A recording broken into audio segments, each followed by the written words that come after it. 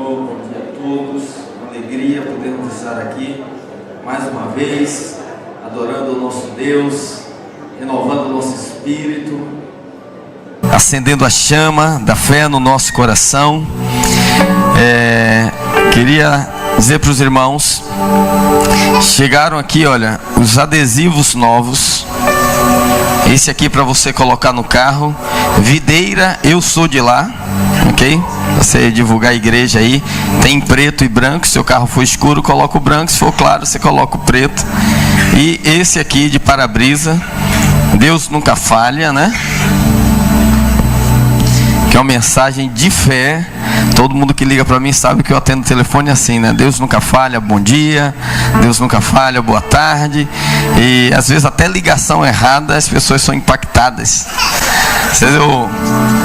Quando eu estou com adesivo no carro, paro no posto, o cara, puxa, estava precisando dessa palavra, né? Então você vai pregando, até o carro estacionado prega, né? Porque esse é um tempo tão maravilhoso de Deus. Vai estar ali no final, se você quiser, os dois estarão disponíveis, amém? Irmãos, eu tenho aqui dois testemunhos, tenho perguntas também, que eu quero responder hoje pela manhã. Primeiro testemunho aqui, Pastor Ricardo: tenho sido grandemente impactada com a leitura do seu livro Ativando o Espírito da Fé. Já dei de presente para várias pessoas e todas elas têm sido impactadas com as palavras. Louvo a Deus por sua vida e que o Senhor continue usando a sua vida. Amém. Cadê o livro Ativando o Espírito da Fé, André? Traz para mim aí.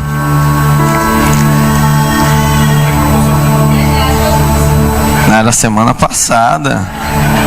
Semana passada eu fiz a promoção aqui para você dar de presente. Aí toda semana. Tá bom, vou fazer de novo. Então vou fazer de novo. Mas só essa semana, tá? Olha aqui, ó, se você quiser dar de presente para alguém, Ativando o Espírito da Fé, agora nesse período de jejum, leia as palavras, alimenta o seu espírito, renova a sua mente, porque você não pode entrar em contato com essa palavra e ser a mesma pessoa, continuar pensando da mesma forma, nem tendo o mesmo vocabulário. Então hoje eu vou estender, tá bom? Só hoje, hein? Amém. É difícil dizer não a um pedido de uma ovelha, né?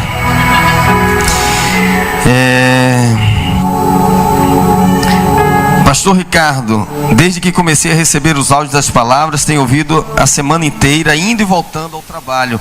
Por favor, continue me enviando. Tenho divulgado também para os meus amigos. Amém, continue fazendo isso. Vai ser bênção de Deus para você. Tem uma pergunta aqui, Pastor Ricardo: em várias mensagens o Senhor tem citado Números 23:19, e vou citar hoje de novo, hein?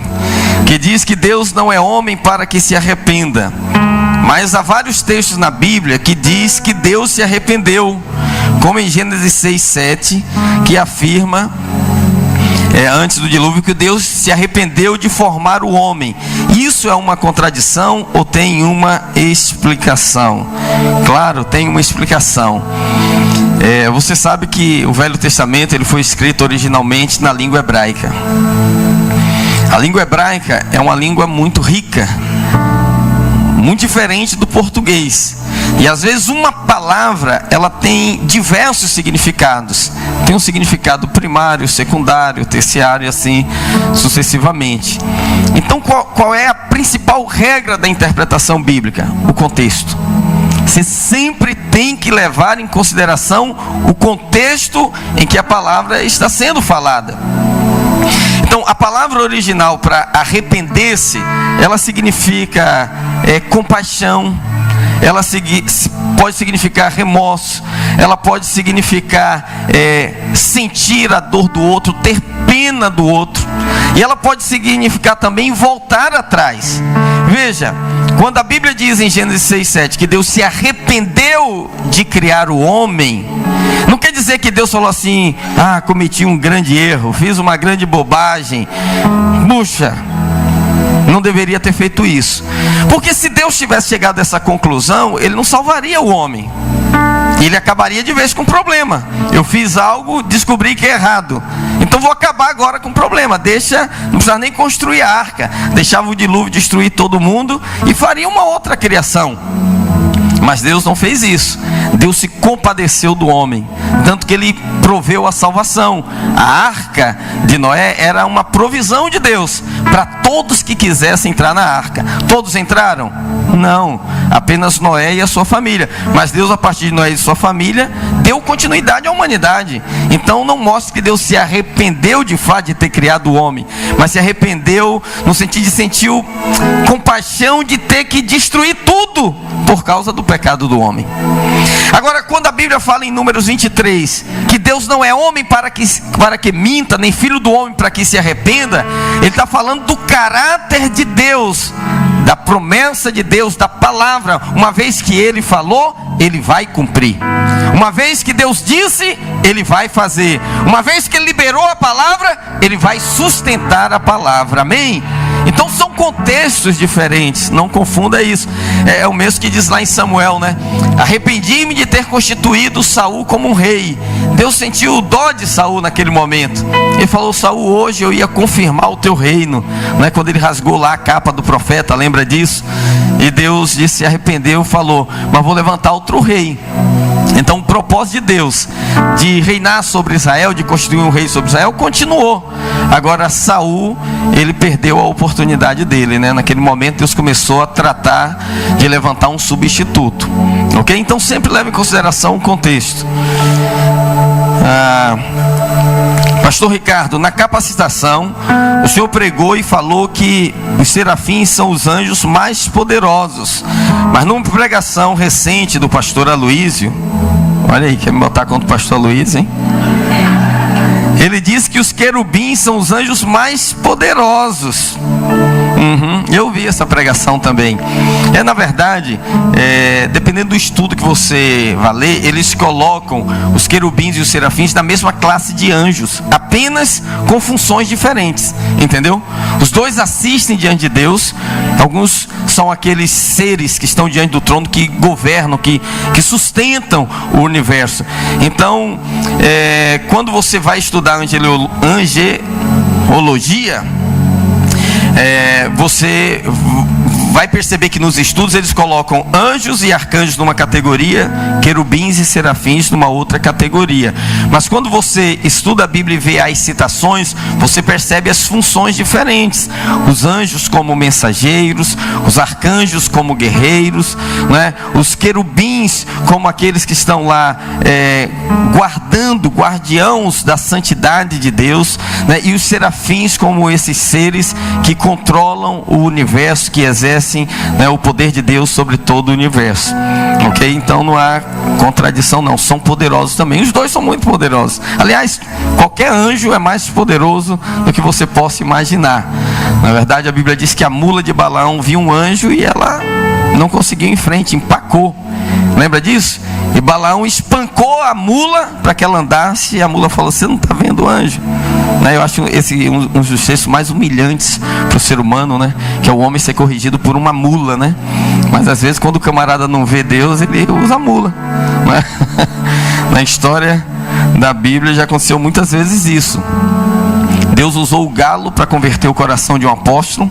Deus usou um peixe para corrigir a rota de um missionário desobediente. Deus usou uma mula para corrigir um profeta, né? Ou como meu pai costumava dizer, às vezes eu falava assim: mas eu não sei, eu tenho medo, sabe, de não dar conta, se Deus vai me usar. Aí ele falava assim: meu filho, se Deus destruiu 1000 soldados, né, com uma queixada de jumento, o que ele não vai fazer com o jumento inteiro, né?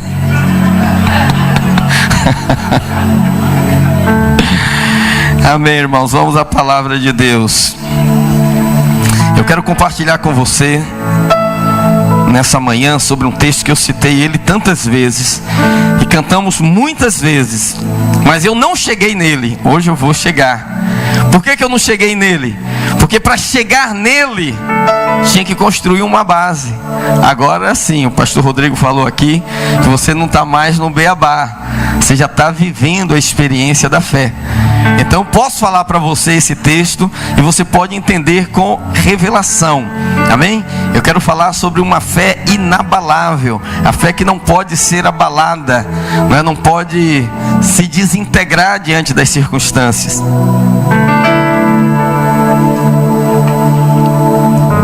Salmo 125, verso 1.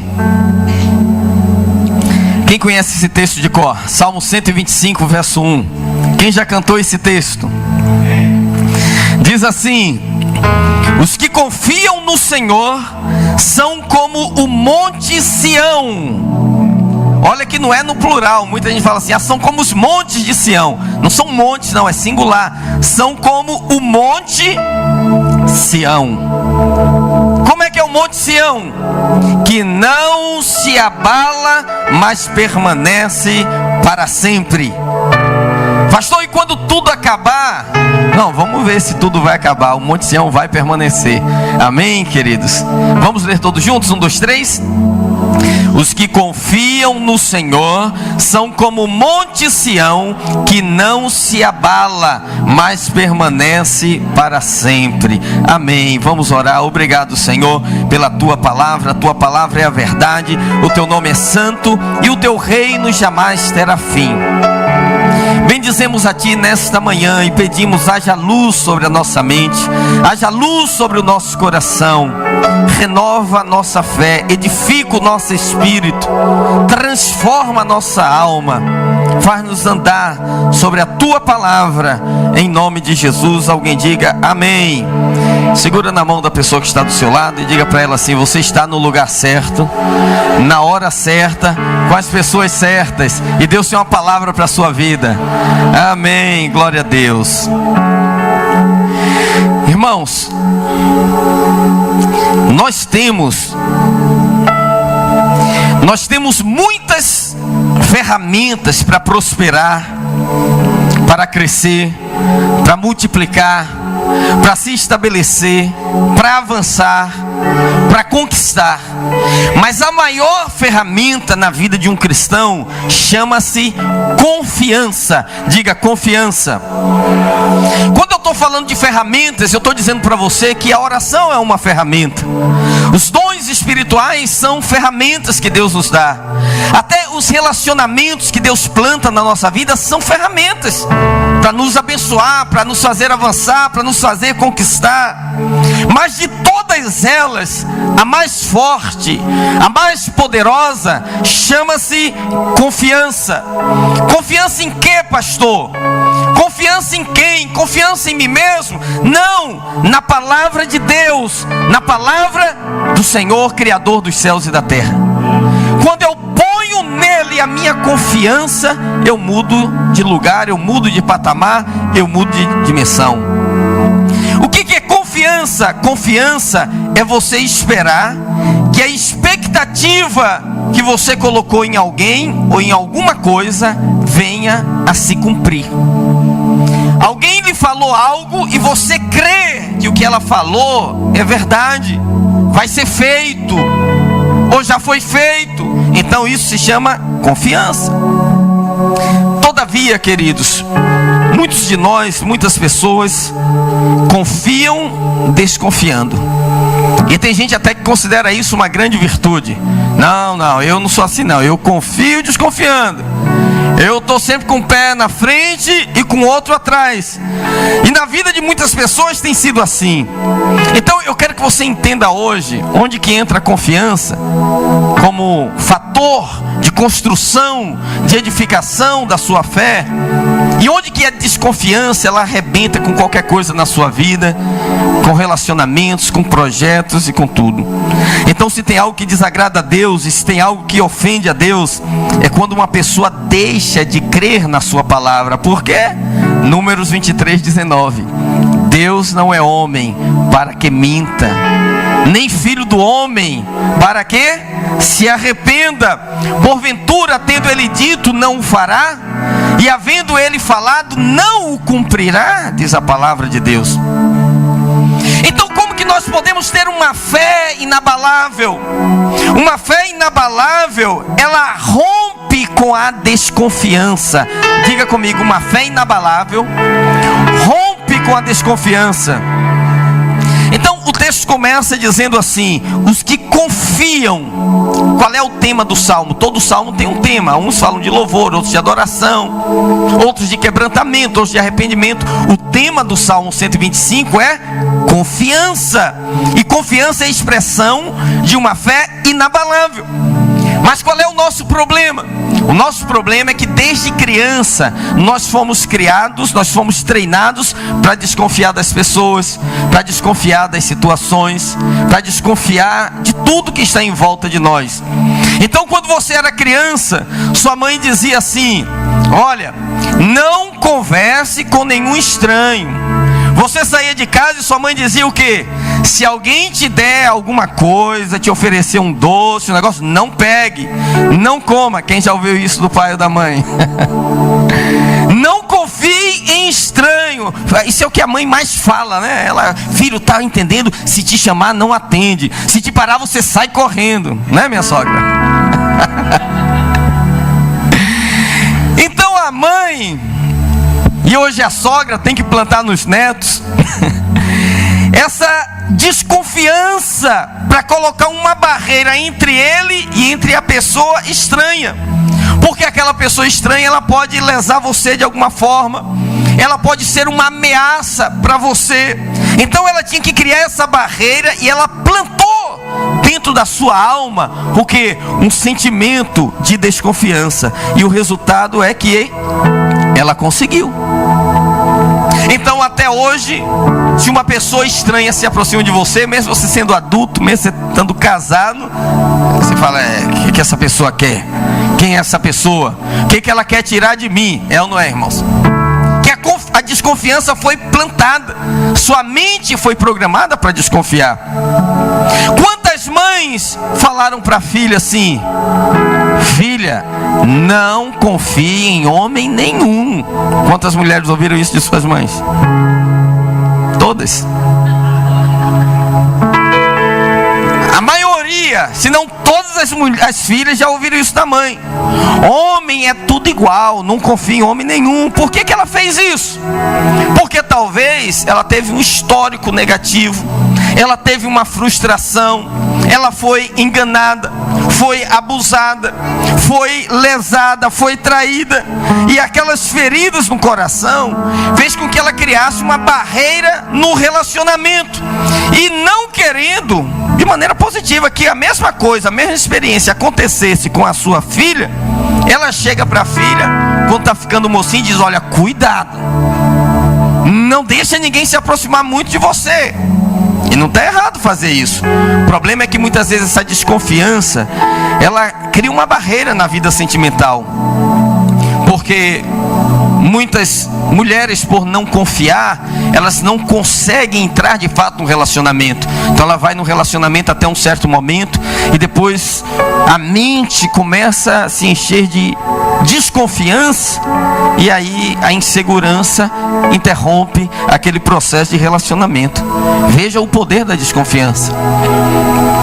O exemplo de amizades, suas amizades, você geralmente confiava desconfiando. Será que essa pessoa tão gentil, que se aproximou de mim, que me cumprimentou, o que ela está querendo?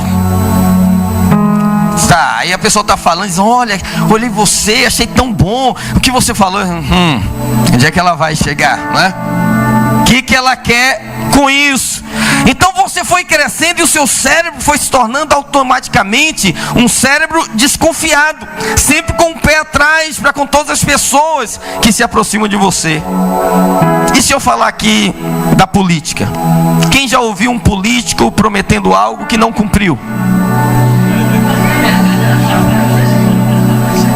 Quantos programas eleitorais você viu? O camarada fala: não, porque se eu for eleito, eu vou acabar com os radares na cidade. A primeira coisa que o cara faz é aumentar o radar e botar no lugar escondido. Se eu for eleito, eu vou diminuir os impostos. A primeira coisa que ele faz é aumentar o imposto. Você fala: puxa, errei de novo. Aí hoje, quando chega a época das eleições, chega uma pessoa bem intencionada, com um projeto sério, e ela apresenta, você ouve, mas você ouve como? Será? É tudo igual, é tudo a mesma coisa. Então você pode ouvir quem for falando de política, o seu coração já acende a luz vermelha, uma grande interrogação, e você não põe ali a sua confiança. Por que eu estou dando esses exemplos? Para você ver quantas coisas vão contribuindo para que as pessoas se tornem pessoas desconfiadas. E qual é o resultado disso? É que quando você entra no mundo de Deus, quando você começa a se relacionar com a palavra, esses sentimentos todos afloram. E aí você se relaciona com Deus e com a palavra com o mesmo sentimento de desconfiança. Ele falou isso, será que é verdade o que está falando? Será que funciona mesmo? Será que é isso mesmo? E esse será vai criando um bloqueio na sua mente no tocante à palavra de Deus. E esse bloqueio que é gerado por essa desconfiança te afasta, te impede de avançar e se lançar na fé, porque a fé é se lançar, mas para se lançar você tem que confiar piamente, você tem que acreditar piamente. Eu quero convidar você nessa manhã a permitir que o Espírito Santo de Deus remova os bloqueios da sua mente, tire essa armadura de proteção da sua vida e se abra e diga assim: eu vou ver o que Deus tem para mim. Abre seu coração. Você chegou hoje aqui com aquela armadura, dizendo, já ouvi um monte de coisa. Abre, desarma, baixa a armadura e diz: Deus, fala comigo nessa manhã, ministra o meu coração, porque a confiança é a ferramenta mais poderosa, irmãos, a semente mais poderosa, que vai te permitir prosperar, que vai te permitir crescer, ter saúde, avançar. Chama-se confiança. Diga: confiança em Deus.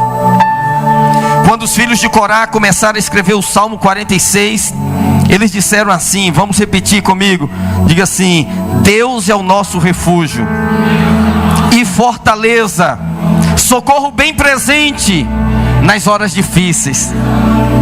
Veja só o que é um refúgio. Na arte da guerra, refúgio é um plano de escape. Então, quando o exército vai à guerra, o comandante tem que orientar. Se alguma coisa der errada, se o inimigo fechar o cerco, nós temos essa saída, nós temos essa alternativa, nós temos um refúgio. Então ele entra para a guerra, ele vai tranquilo, porque ele diz: se aqui falhar, eu ainda tenho um escapatório, eu não vou perder a minha vida.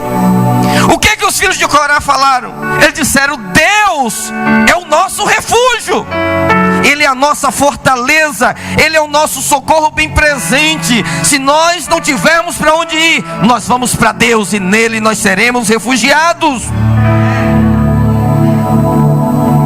A Bíblia diz que Davi fez isso. Quando ele fugia de Saul, ele foi para dentro de uma caverna. E lá a Bíblia diz que ele fez de Deus o seu refúgio, de Deus a sua fortaleza.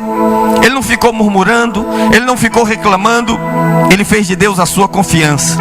E dentro daquela caverna, a Bíblia diz que entraram 400 homens com eles, só a florzinha de Jesus. 1 Samuel 22:2 diz: ajuntaram-se a ele todos os homens que se achavam em aperto, homens endividados, homens amargurados de espírito, e ele se fez chefe deles. E eram uns 400 homens. E lá na caverna, Davi foi ministrando para eles o que Deus é o nosso refúgio, Deus é a nossa fortaleza, nele está a nossa confiança. E eles foram se tornando soldados extraordinários. Nunca houve soldados como os soldados de Davi, nem os espartas, que depois de desmamados, as mães colocavam para dormir, viu, pastora Débora, no relento, no sereno, para criar hombridade, vigor.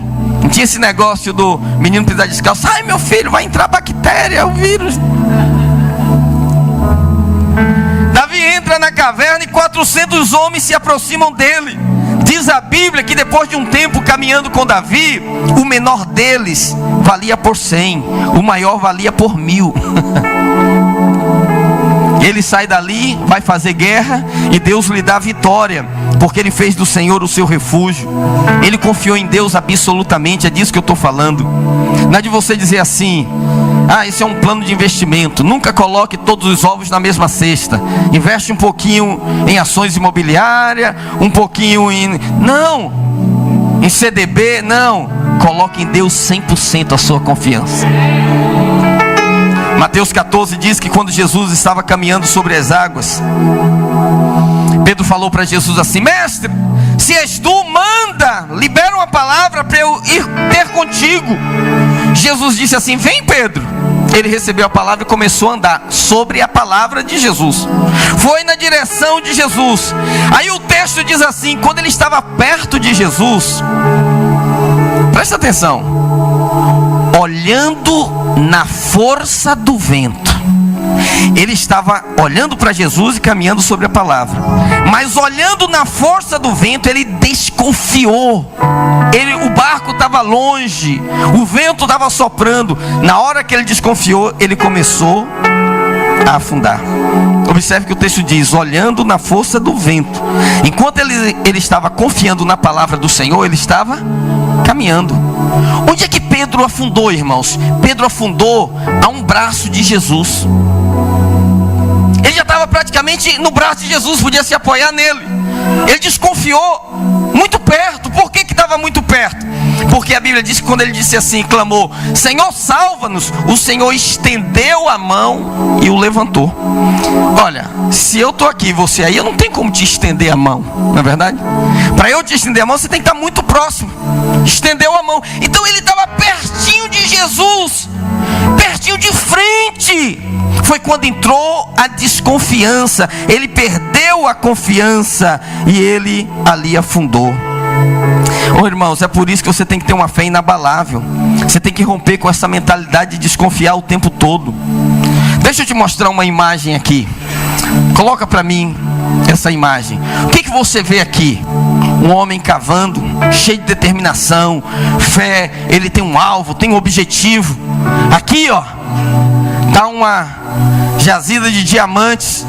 Ele está chegando perto, mas quando está 2 centímetros para alcançar, ele desiste. Não tem nada aqui, ele vai embora. E os diamantes ficam lá. Muita gente anda assim em Deus. Ele vai crendo, vai: não, Senhor é a minha rocha, Senhor é a minha torre forte, eu confio no Senhor. E ele quebra a pedra, e ele pula a muralha, e ele derrota exército. E na hora de estabelecer a vitória, ele fala: pastor, há muito tempo, já estou tentando isso aí, não adianta não, já orei, já jejuei, já cantei, já ouvi a palavra, já li o livro, não adianta nada. Ele desiste. Eu só: meu filho, só um pouquinho. Pedro, você está tão pertinho de mim que eu vou até te estender a mão. Vem, eu levanto. Diga assim: uma fé inabalável. Não deixe isso acontecer com você, meu irmão. Vá até o final com Deus. Use a sua fé com ousadia. Às vezes está faltando muito pouco para você alcançar essa bênção, essa vitória. A gente desconfia do homem, porque o homem realmente é enganador. O homem é mentiroso. Mas Deus não é o homem. Deus não é igual ao homem. Deus não te dá motivo para você desconfiar dele, porque Deus não é homem para que minta, nem filho do homem para que se arrependa. Amém? Então a ordem é confiar. Diga para quem está do seu lado: rompa com a desconfiança e se estabeleça na fé inabalável. Aleluia. Dê um aplauso ao Senhor. Aleluia.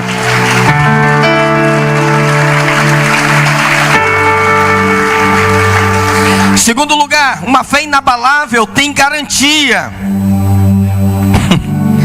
Irmãos, o Senhor tem ministrado muito sobre falar ao monte.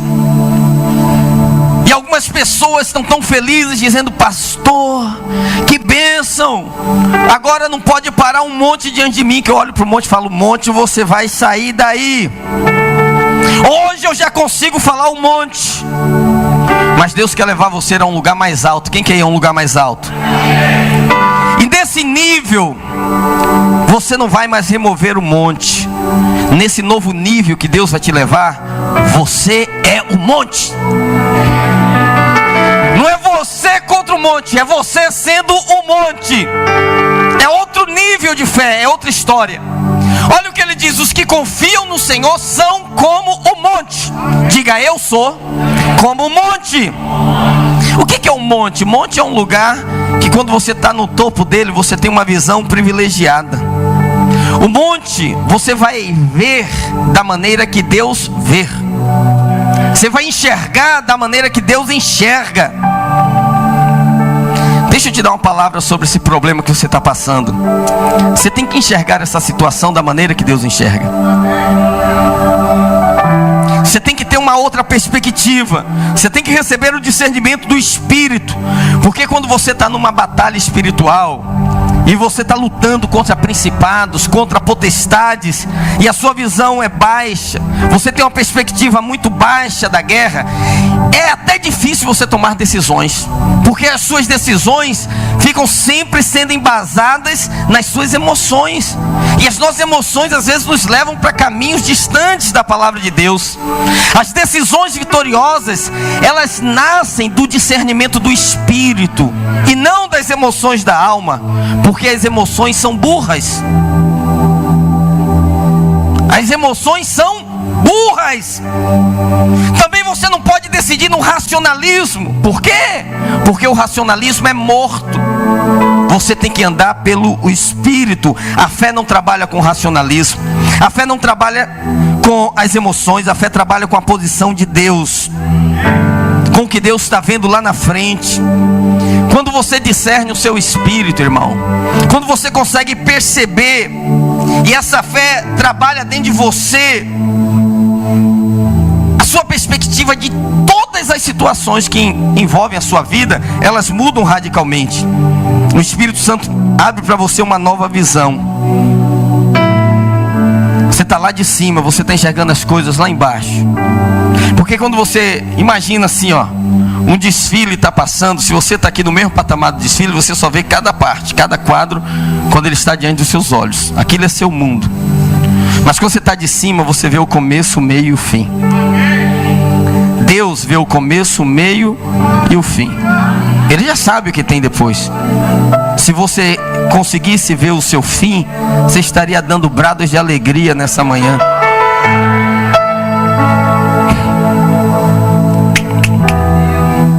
Mas os que confiam no Senhor são como o monte. Deixa eu lhe explicar uma coisa sobre a palavra confiança. O que é confiança? Confiança significa depositar numa transação, no negócio que você está fazendo, um documento que dá garantia àquele negócio.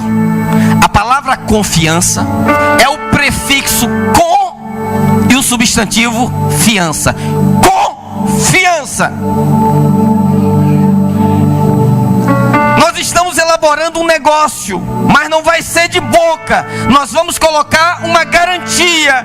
E Deus colocou na cruz do Calvário uma garantia. Jesus crucificado é a garantia daquilo que Ele prometeu.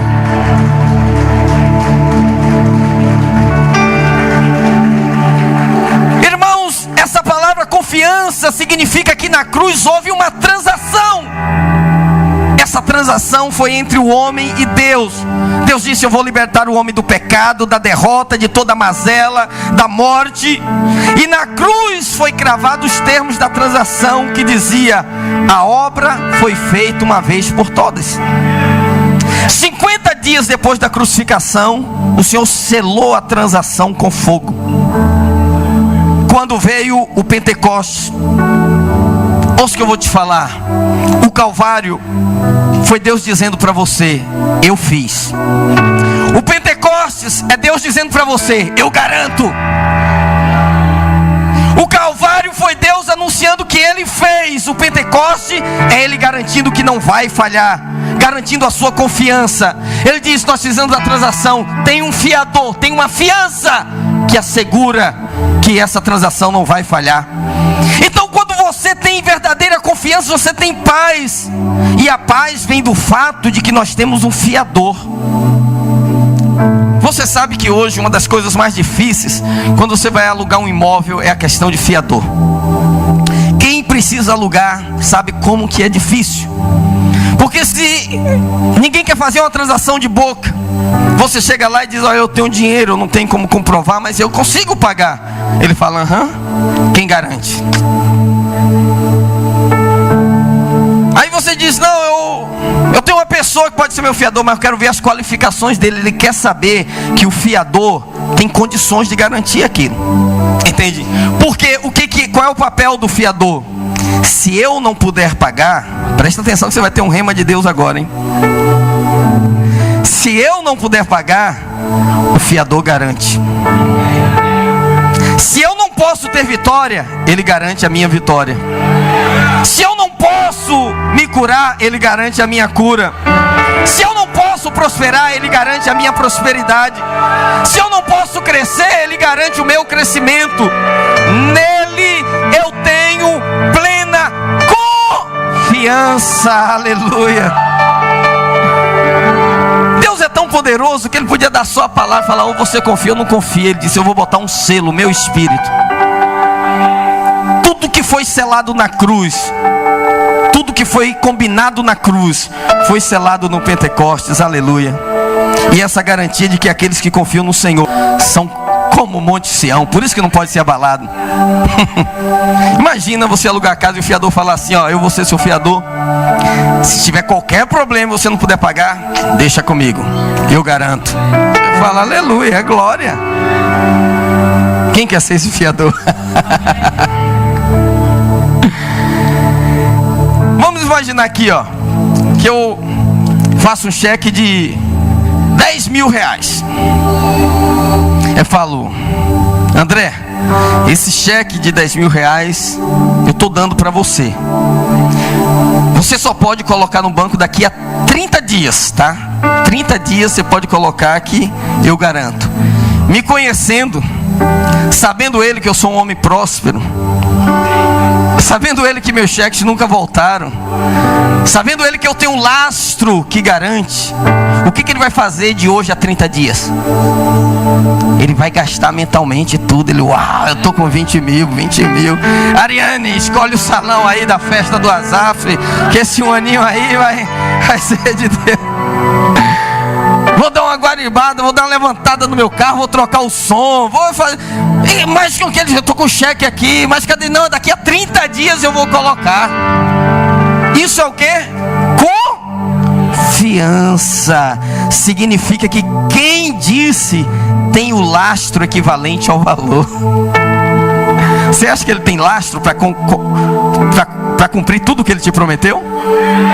Você acha que Deus deu o cheque para você e disse: olha, me confirma antes de colocar lá, tá? Que eu vou dizer para você se pode ou não. Você acha que Deus faz isso? Deus não faz isso. Confiança significa que aquele que falou, cumpriu. Deus, agora isso aqui é revolucionário. Deus não lhe diz nada que ele já não tenha feito. Não é que ele vá fazer, não, é que ele já tem feito. Quando ele diz, ele já fez, ele já terminou. Sobre a palavra que ele já te deu, já teve um grito há 2000 anos atrás: tetelestai, está consumado. Está consumado. Quando Deus fala, ele termina. Então, se você tem uma palavra de Deus na sua vida, ouça. Se você tem uma palavra, você tem tudo. Você tem começo, meio e fim. E aquele que começou a boa obra em vós é fiel para completá-la até o dia do Senhor. Por isso, os que confiam no Senhor são como o Monte Sião. Não é que você tem um monte de Sião, não é que você vai lá de vez em quando inspirar sua fé. Você é como o monte. Não, você não está entendendo. Muitos irmãos vão estar lá em Israel comigo em janeiro de 2019. 10 de janeiro, nós vamos para lá. Mas vou te dizer uma coisa: nós não vamos para lá por causa do Monte Sião. Porque se alguém quiser conhecer o Monte Sião, não precisa mais ir a Jerusalém. É só olhar para você, para você, para você, para você, para você. Ele vai olhar para você. Como é que eu conheço o Monte Sião? Olha para esse irmão do seu lado, vê se ele não é um monte inabalável. Olha quantas coisas que ele já passou. E os momentos mais difíceis da sua vida, você sobreviveu a todos. Você sobreviveu 100%. Aquele dia que você achou que ia morrer, não morreu. Você achou que ia quebrar, não quebrou. Você achou que ia falir, não faliu. Você achou que era o fim, não foi o fim. Você passou, irmão. Você agora é o monte. Você é o monte. Você é o monte. Você é como o monte. A sua saúde é como. A sua prosperidade é como. O seu casamento é como. A sua família é como. O seu ministério é como. As suas finanças é como. Como o monte Sião.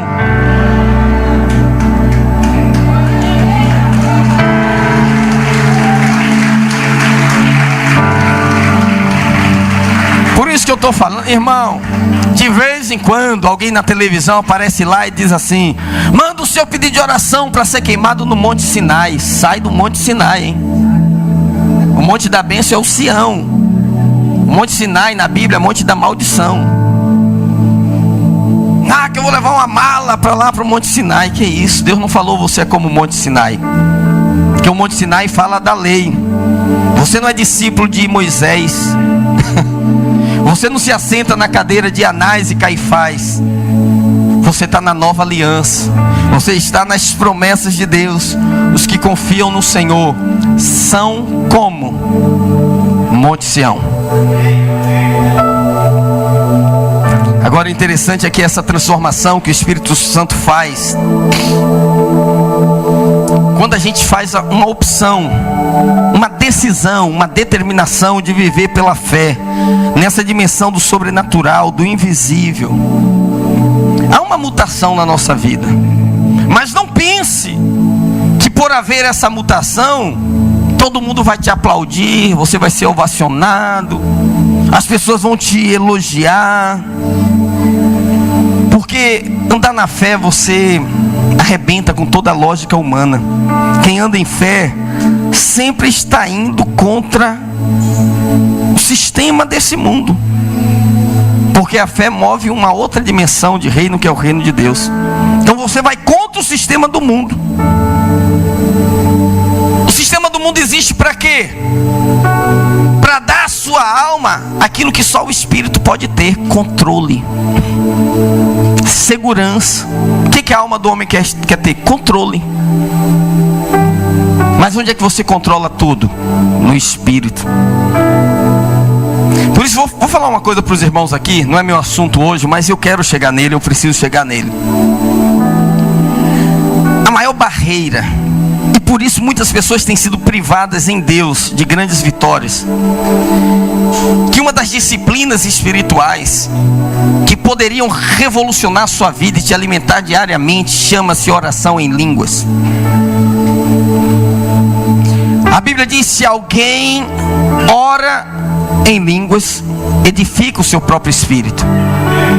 Mas quando você ora em línguas, a sua mente fica infrutífera. Sua mente não entra na equação, fica de fora. Então as pessoas criam barreira, porque eu quero entender tudo, eu quero ver lógica em tudo. Eu não estou entendendo, o que é isso? Só tem duas palavras, charabacanta, charalaba. É só essas duas palavrinhas vão mudar a sua vida. A Bíblia diz: da sua boca sai uma espada de dois gumes, uma espada afiada. Quantas vezes eu posso testemunhar para você, diante de uma necessidade de tomar uma decisão sem saber o que fazer, nem como orar, o que eu faço? Oro em línguas. Minha mente não sabe de nada, mas quando eu levanto eu sei o que eu vou fazer, que o Espírito já trouxe a confirmação. E você precisa, nessa experiência do jejum, desenvolver isso na sua vida. Entendeu? Pegar aquela senha que Deus te deu e começar a acessar o reino do Espírito, onde ninguém entra, onde ninguém te compreende, onde nem a sua alma te compreende. E às vezes você fica perdido, a alma fica perdida, ela fala: eu quero o teu controle, eu quero estar na frente. Vai no Espírito, ela vai vindo a reboque. Cadê eu? Não sei, o eu vai atrás depois. Mova-se no Espírito de Deus, amém, queridos? Você não pode controlar todas as coisas. Agora resultado é esse. Diga comigo: os que confiam no Senhor são como o monte de Sião, que não se abala. Diga: quem anda no Espírito não se abala. Quem vive no Espírito não se abala. Por quê, irmãos? Porque o Espírito é um lugar inabalável. O Espírito é um lugar indissolúvel. O Espírito é um lugar inatingível. Nada pode te atingir quando você está nessa dimensão. Só Deus tem acesso ao seu Espírito. E você com a sua fé, obviamente. O diabo não tem acesso ao seu Espírito. Os homens não têm acesso ao seu Espírito. Deus tem. Porque a Bíblia diz que aquele que se une ao Senhor torna-se um só Espírito com Ele. Amém? Então por isso Ele diz: não se abalam.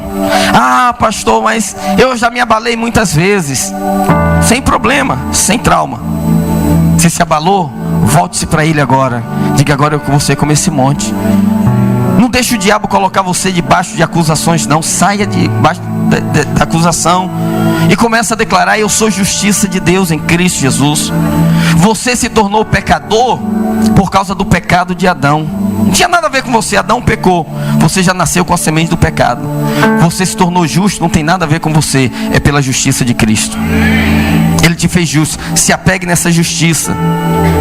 Você não sabe, mas quando você faz isso, a Bíblia diz: justificados, pois, pela fé, tenhamos paz com Deus.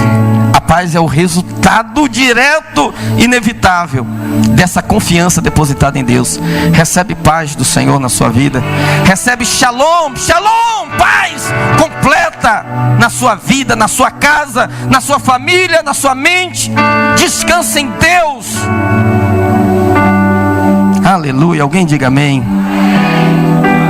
Terceiro lugar, a fé inabalável, ela permanece. Diga: a fé inabalável permanece. Mais uma vez, repita comigo: os que confiam no Senhor são como o monte Sião, que não pode ser abalado. Olha aqui, ó. Presta atenção agora, hein? Essa palavra "não pode ser abalado" não está dizendo não quer ser abalado. Às vezes a nossa alma, as nossas emoções nos levam tudo para o abalo. E a gente quer até ser abalado. Porque quando você se vitimiza, você começa a ter a compaixão, a condolência das pessoas. E você tem que decidir na sua vida o que é que você quer.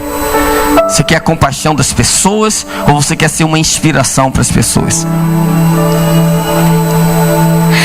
Ele diz aqui, não é que ele não queira, não é que as suas emoções não queiram levar para isso. Significa que ele está tão firmado, ele está tão plantado num lugar, ele é tão grande para cima e tão grande para baixo, ele tem uma base tão estável, que não importa o que aconteça em redor dele, ele não pode ser abalado. Diga assim: eu sou da geração que permanece. Por que eu estou falando isso? Existe uma geração firme, irmão. Existe uma geração que tem sangue no zóio. Já viu essa expressão? Uma geração que dá sustentação, que está firmada, que aguenta o tranco. E você é dessa geração, amém, queridos?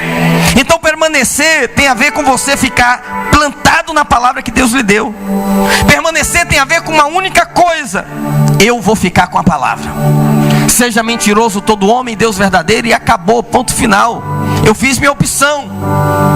Fiz minha opção. A pergunta não é: ah, pastor, será que devo, será que não devo? A pergunta é assim: eu recebi a palavra de Deus, a palavra é cheia de vida, e é isso que eu quero para mim. É nela que eu me agarro, é nela que eu me assevero. Os que confiam no Senhor são como o monte Sião, que não se abalam, mas permanece. Não apenas permanece. Eu gosto da precisão bíblica. Permanece para sempre. Diga comigo: para sempre. Você nunca mais vai abandonar essa palavra. Você nunca mais vai soltar essa promessa que Deus te deu. Você nunca mais vai abrir mão da sua cura, porque ela lhe pertence. Você nunca mais vai abrir mão da sua prosperidade, porque ela lhe pertence. Você nunca mais vai abrir mão da sua transformação, porque ela lhe pertence. Você não vai abrir mão da sua família, porque ela lhe pertence. Não se abalam, mas permanece para sempre. Alguém me ouve? Diga: para sempre, para sempre, para sempre. Dê um aplauso ao Senhor, aleluia, glória a Deus, glória a Deus.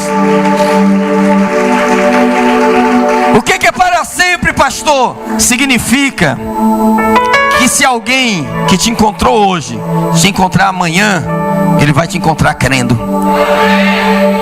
E se alguém te encontrar semana que vem, vai te encontrar crendo. E quando ele te encontrar daqui a um mês, vai te encontrar crendo. E quando encontrar você no próximo ano, vai te encontrar crendo. Daqui a 20, 30 anos, cabelo grisalho, o rosto talvez enrugadinho, os músculos já definhando, mas eu tô crendo, eu tô crendo, eu tô crendo, eu tô crendo, eu tô crendo, eu não vou sair desse lugar, aleluia. Eu gosto dessa analogia que ele faz. Desista, irmão, de construir aquilo que é temporário, que vai te dar segurança. A única coisa que vai te dar segurança é a sua fé inabalável no Senhor. A Bíblia fala de um homem que quis ter segurança. Ele construiu grandes celeiros e disse: alma, tem em depósito muitos bens para muito tempo, come, bebe, regala-te. E o Senhor disse: louco, esta noite te pedirão a tua alma, e o que tens preparado para quem será? Tudo nesse mundo é temporário, a nossa fé é eterna. Construa aquilo que é eterno. Quem se limita às coisas desse mundo, às coisas temporais, a Bíblia chama de louco. Nós temos que viver nesse mundo, mas vamos nos firmar naquilo que nunca vai passar. Amém, queridos? Interessante que no livro de Apocalipse diz que no final de tudo,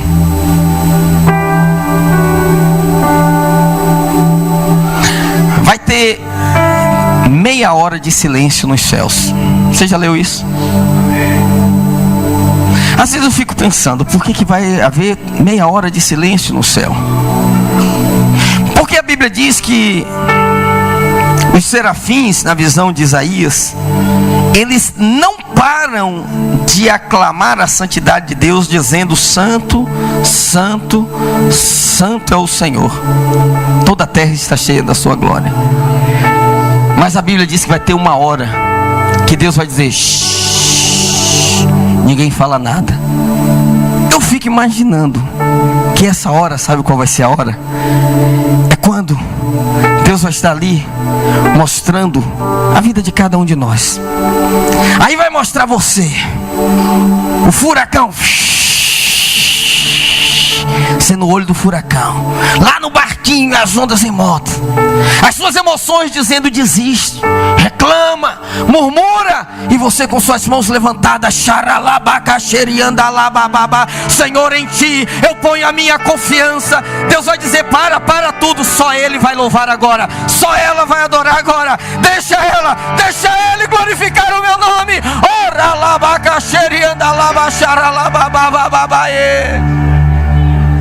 Meia hora de silêncio, todo mundo parado assistindo e vendo a sua fé inabalável. No momento que era para você desistir, você permaneceu. No momento que era para você retroceder, você avançou.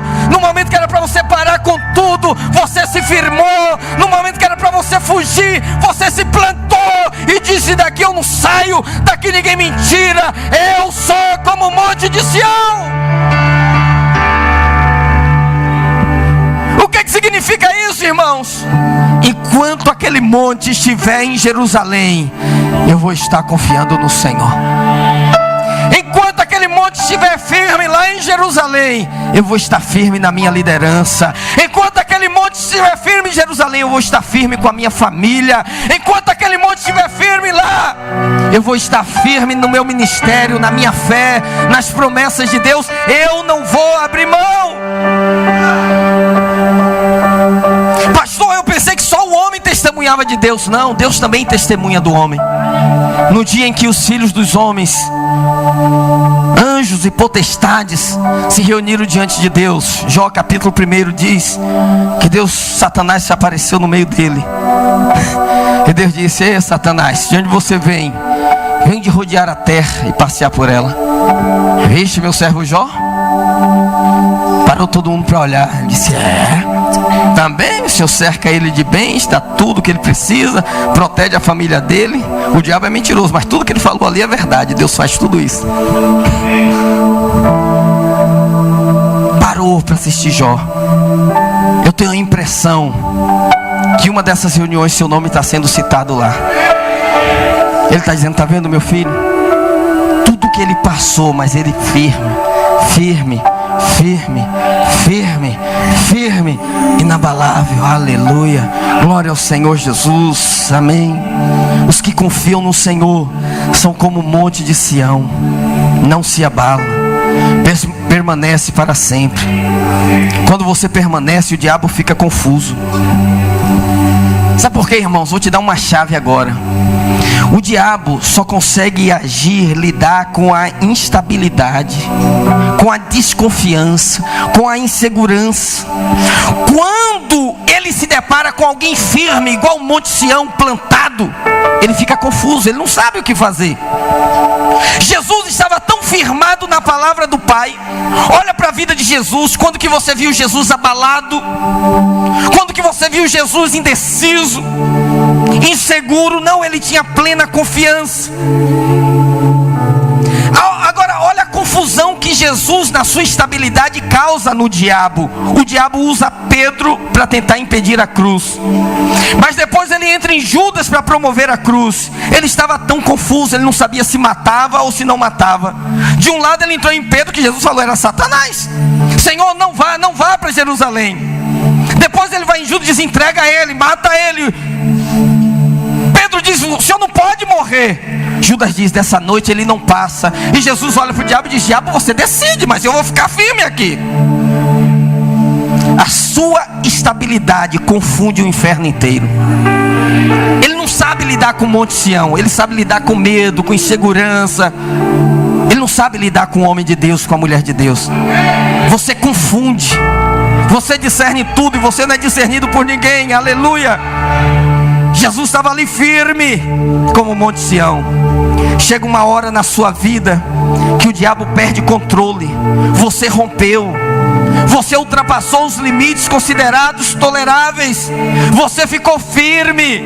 Você é como o Monte Sião que não se abala.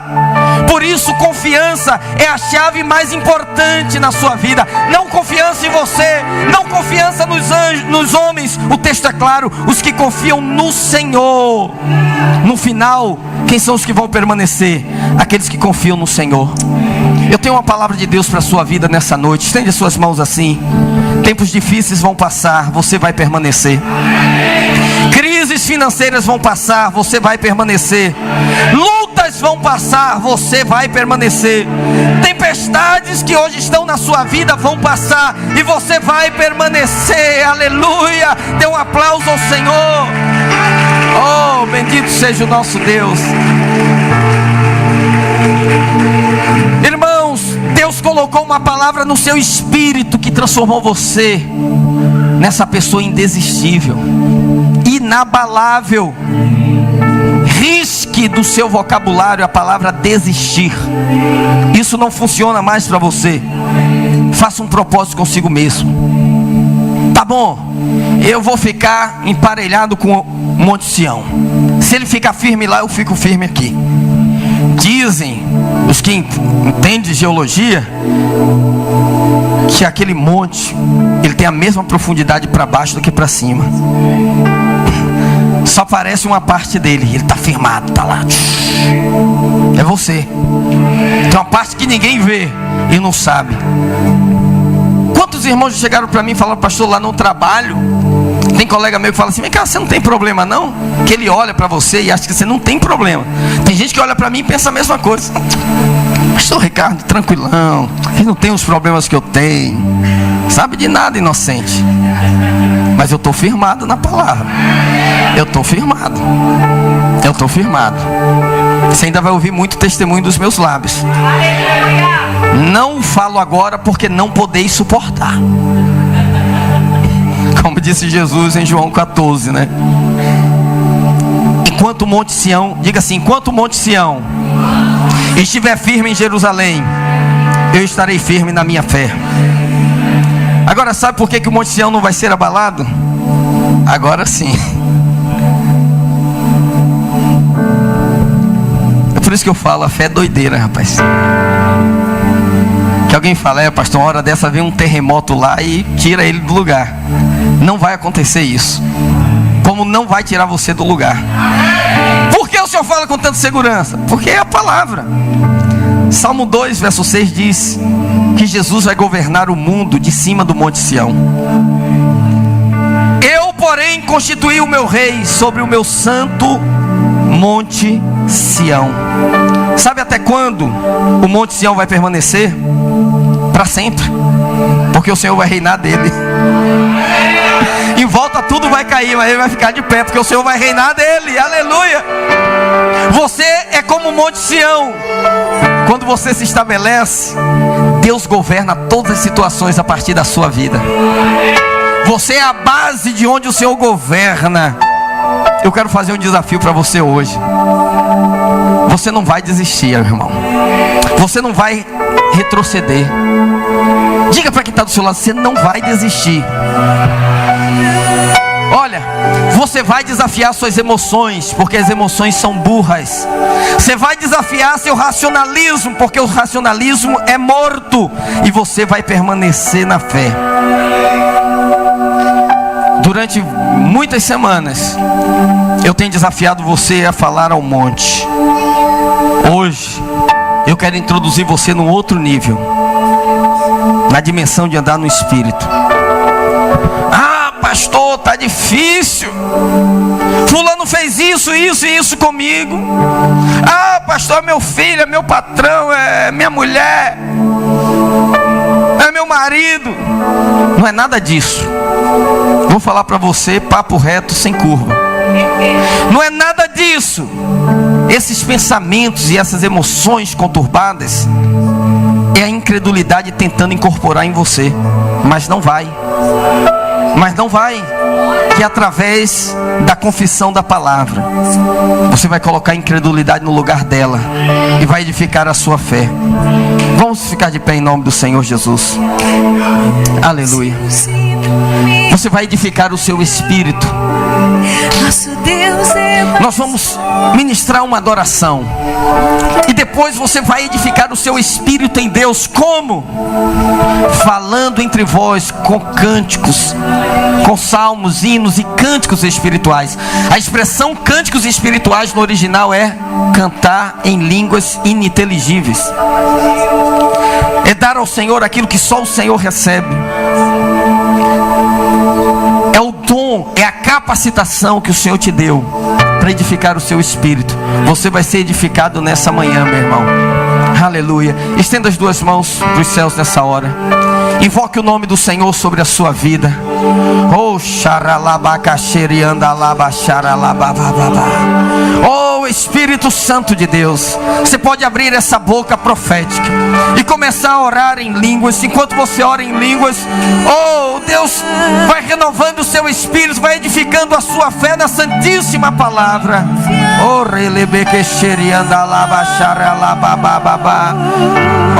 oh, deixe sair, a Bíblia diz, abre a tua boca e eu a encherei. Aleluia. Louve ao Senhor, porque Ele está edificando em você uma fé inabalável. Inabalável. Oh, roloboco xerianda labacachara. Em nosso Deus.